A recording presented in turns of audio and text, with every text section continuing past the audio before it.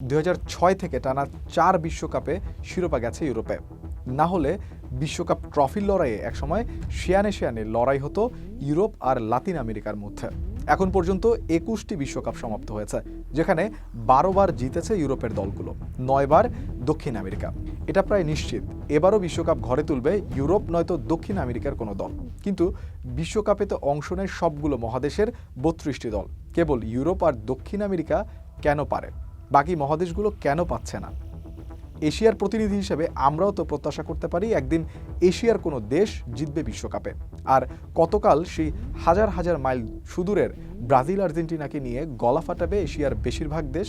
এশিয়ার পতাকা এবার গর্বের সঙ্গে তুলে ধরেছে দুইটি দেশ, সৌদি আরব ও জাপান। দুটি দেশেই সাবেক 2 বিশ্ব চ্যাম্পিয়নকে হারিয়ে অঘটনের জন্ম দিয়েছে। হারিয়ে দিয়েছে আর্জেন্টিনা ও জার্মানিকে। প্রথম ম্যাচে ইংল্যান্ডের কাছে 6 গোল হজম করলেও দ্বিতীয় ম্যাচে ইরান নাটকীয়ভাবে হারিয়েছে ওয়েলসকে। 2 বারের চ্যাম্পিয়ন উরুগুয়েকে রুখে দিয়েছে দক্ষিণ কোরিয়া। এশিয়ার দলগুলো শেষ পর্যন্ত কতদূর যাবে তা সময় বলে দিবে। ইতিহাস অবশ্য বলছে এশিয়ার দলগুলোকে বিশ্বকাপের পরাশক্তি হয়ে উঠতে এখনও পাড়ি দিতে হবে বহু দূরের পথ। এখন পর্যন্ত এশিয়ার 13টি দল বিশ্বকাপ খেলতে পেরেছে। এর মধ্যে অস্ট্রেলিয়া আবার নিজ কনফেডারেশন বাদ দিয়ে এশিয়ার হয়ে বাছাই পর্ব খেলে তাদেরকেও এশিয়ার মধ্যে ধরতে হচ্ছে। অস্ট্রেলিয়াকে বাদ দিয়ে বিশ্বকাপে খেলেছে এশিয়ার 12টি দল।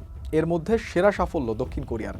অনেককে চমক দিয়ে 2002 সালে বিশ্বকাপের সেমিফাইনালে উঠে এসেছিল স্বাগতিক দক্ষিণ কোরিয়া। সেবার যৌথ স্বাগতিক জাপান দক্ষিণ কোরিয়ার 2 দলই গ্রুপ পর্বে চ্যাম্পিয়ন হয়েছিল। জাপান দ্বিতীয় রাউন্ডে বাদ পড়ে। দক্ষিণ কোরিয়া ইতালি স্পেনকে হারিয়ে সেমিফাইনালে উঠে আসে। ফাইনাল থেকে মাত্র 1 ধাপ দূরে জার্মানির সঙ্গে লড়াইও করেছিল বেশ বুক চিতিয়ে। শেষ পর্যন্ত 75 মিনিটে মাইকেল বাল্কের গোলে শেষ হয় তাদের ফাইনালের স্বপ্ন। 1966 সালের বিশ্বকাপে চমক দেখিয়েছিল উত্তর কোরিয়া।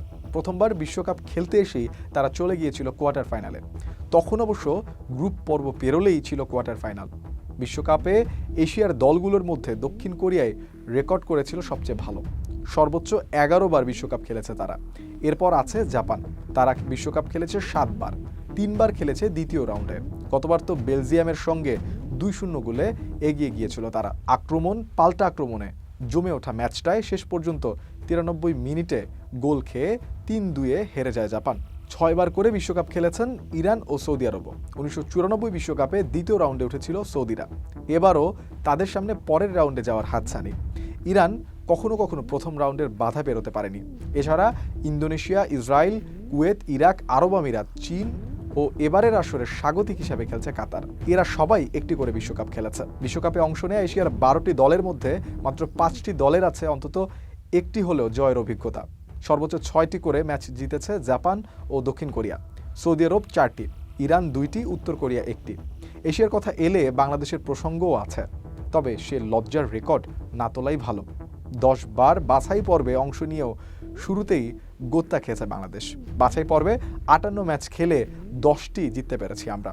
বিশ্বকাপ কিংবা এশিয়ার শক্ত দল হয়ে ওঠা তো দূরের কথা, দক্ষিণ এশিয়ার সেরা হওয়াটাও এখন আমাদের স্বপ্ন। এই হলো এশিয়ার অর্জন। তবে আশার কথা, এশিয়ার অনেক ফুটবল তারকা এখন ইউরোপের শীর্ষ ক্লাব ফুটবলে যেতে পেরেছেন। এদের কেউ কেউ তো রীতিমতো তারকাও। এশিয়ার উন্নতির গ্রাফটা চোখে পড়ার মতো। তবে ঠিক কবে এশিয়ার কোনো দল বিশ্বকাপ জিতবে একথা এখনই জোর দিয়ে বলা সত্যি কঠিন। ততদিন ভিন মহাদেশের ব্রাজিল, আর্জেন্টিনাই আমাদের ভরসা।